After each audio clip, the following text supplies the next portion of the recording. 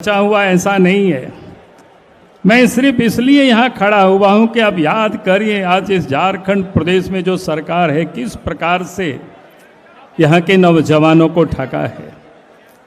उन्होंने पहले कहा था कि भाई इस राज्य में सरकार बनते ही 5 लाख लोगों को नौकरी देंगे, और उससे भी आगे उन्होंने कहा था कि नौकरी अगर हम नहीं देंगे तो कहा था कि गुरुजी के बेटा हैं, हम संन्यास ले लेंगे पॉलिटिक्स से, राजनीति से। भाई आप तो 5 साल पूरा होने को चला है, 5 लाख लोगों को नौकरी तो दिया नहीं, अब संन्यास भी लिया नहीं। हम तो कहते हैं कि हेमंत सोरेन जी, अगर थोड़ी भी आपके अंदर में नैतिकता बची हुई है तो आपको सार्वजनिक रूप से इस राज्य की जनता से माफी मांगनी चाहिए, यहाँ के नौजवानों से माफी मांगनी चाहिए, क्षमा मांगनी चाहिए कि हमसे गलती हो गया, हमने बोल दिया था, हमने नहीं कर पाया। लेकिन आप झूठ भी बोलते हो, माफी भी नहीं मांगते हो, तो फिर आज जनता उसके हिसाब मांगने के लिए आपके दरवाजे यहां पहुंची हुई है।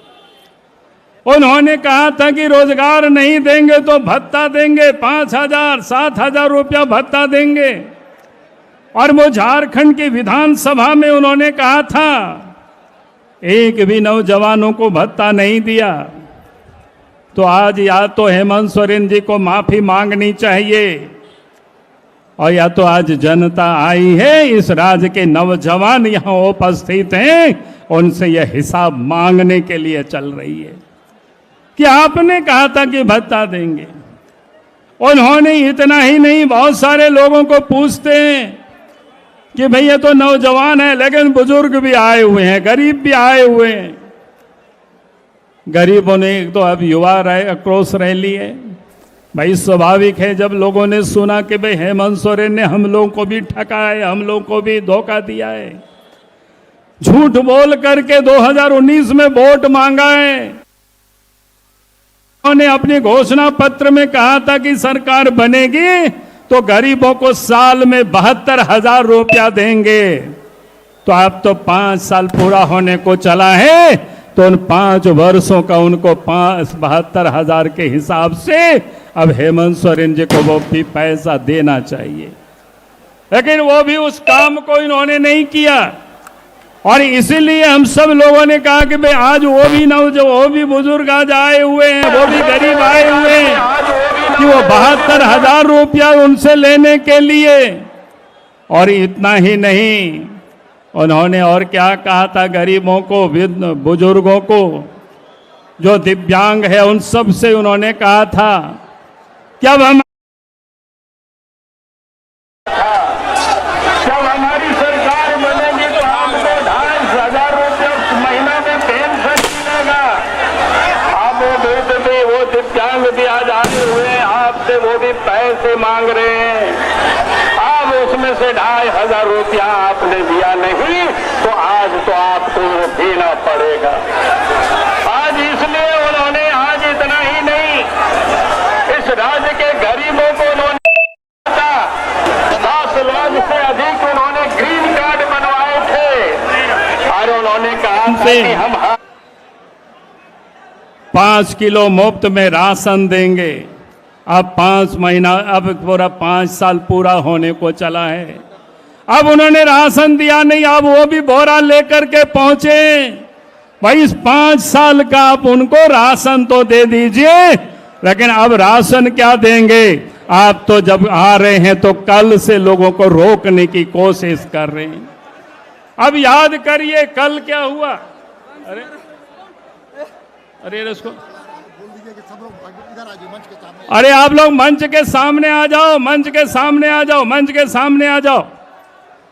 अब उन्होंने कल से लोगों को रोकने की उन्होंने कोशिश की।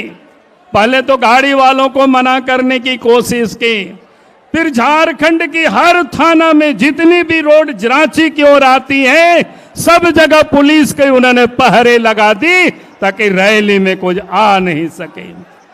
अगर इस देश के अंदर में संविधान ने, बाबा साहब भीमराव अंबेडकर जी ने हमें हक दिया है, अधिकार दिया है, हम अपनी मांगों को लेकर के रैली कर सकते हैं, प्रदर्शन कर सकते हैं, जुलूस कर सकते हैं, धरना कर सकते हैं, लेकिन उसको इन्होंने कुचलने का काम कर रहे हैं।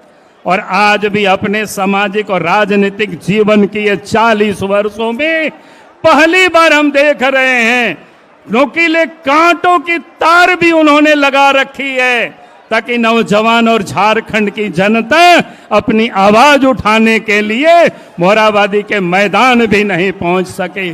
और इसलिए मैं कह रहा हूं कि हेमंत सोरेन जी, आज तो झारखंड में इस आंदोलन को हम लोग तो सिर्फ रांची के मोरहाबादी मैदान में करने वाले थे, लेकिन आपने जिस प्रकार से जगह जगह लोगों को रोकने की कोशिश की, तो मैं कह सकता हूं कि आज पूरे झारखंड में इस राज्य के नौजवानों को आंदोलन के लिए आपने उग्र कर दिया है। और आज से आपकी ये उल्टी गिनती भी शुरू हो गई है।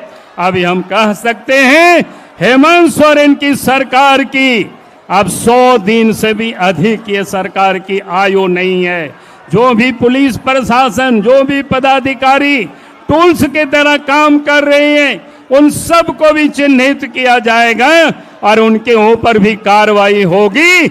आज मैं इतना ही कह करके अपनी बातों को मैं समाप्त करता हूं और नौजवानों से मैं आग्रह करता हूं कि हमें शांति प्रिय ढंग से, हमें कानून को अपने हाथ में नहीं लेना है। चाहे वो लाठी चलावे, चाहे गोली चलावे, हमें उसकी परवाह नहीं करना है।